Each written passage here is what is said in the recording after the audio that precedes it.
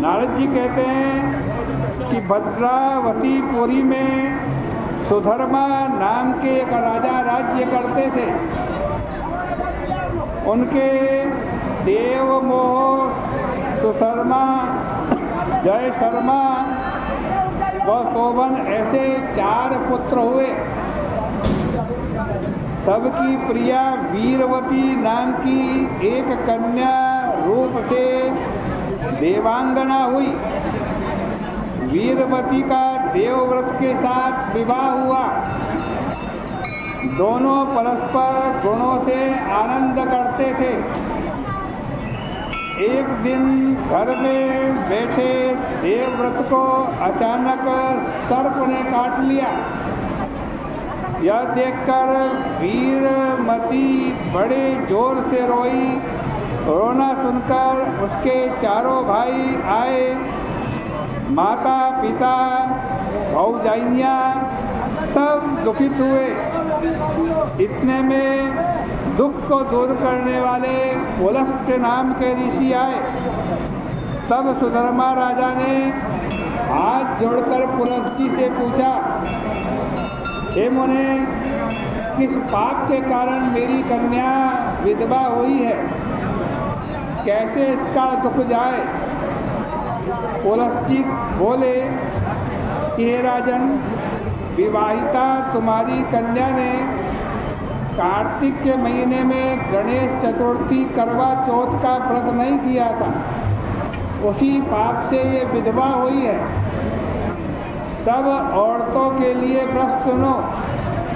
एक समय ब्रह्मा, विष्णु, रुद्र आदि सब देवता ऋषि इकट्ठे हुए।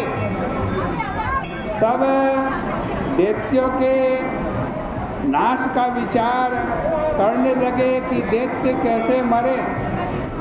तब ब्रह्मा जी बोले, गणेश जी का व्रत सर्व दैत्य नाशक है, इसको करो।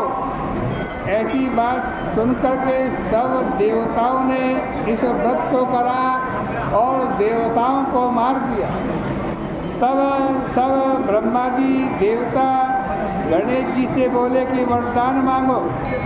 गणेश जी ने कहा कि कार्तिक कृष्ण चतुर्थी में जो कोई स्त्री हमारा व्रत करे उसका पति चिरंजीवी होवे। पुरुष करे तो वो भी चिरंजीवी होवे। तब देवों ने कहा कि ऐसा ही होगा। कार्तिक कृष्ण पक्ष में जो जो स्त्री तुम्हारे व्रत को करती है उसका पति अल्पायु भी हो तो वो चिरंजीवी हो,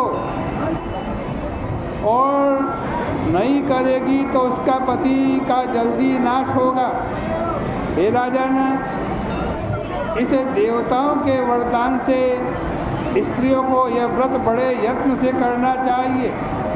सो तुम्हारी कन्या ने व्रत नहीं किया, इसीलिए उसको ऐसा फल मिला। ऐसा सुनकर राजा ने कहा कि गुरुदेव, मैं क्या करूं जिससे मेरी कन्या को सुख मिले? तब पुलस्त जी बोले कि यदि ये अभी भी बस करेगी तो गणेश जी के प्रसाद से इसका पति जीवित हो जाएगा। ऐसे पुलस्ती बोल करके चले गए। बाद में वीरमती ने पति की देह को तेल में रख दिया। जब कार्तिक का महीना आया, करवा चौथ का दिन आया, विधि पूर्वक व्रत किया, कथा सुनी।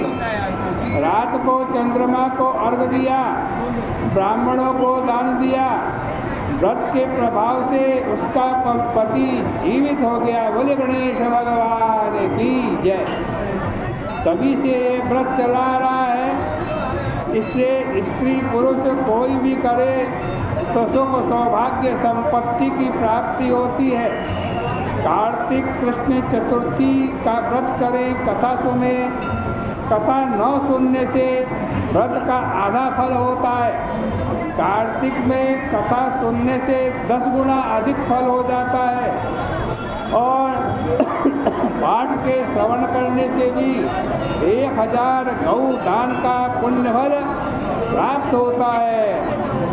इस प्रकार से श्री पद्म पुराणे कार्तिक महात्म्ये प्रतो नारद संवादे सौभाग्य कार्तिक गणेश चतुर्थी कथा निरूपणम नाम 10वां कार्तिक महात्म्य में जो 10वें अध्याय की करवा चौथ की कथाई है, इसके पुण्य को हम गणेश जी के चरणों में अर्पित करते हैं। आज की चर्चा का यहीं विराम करते हैं। बोले गंगा मैया की।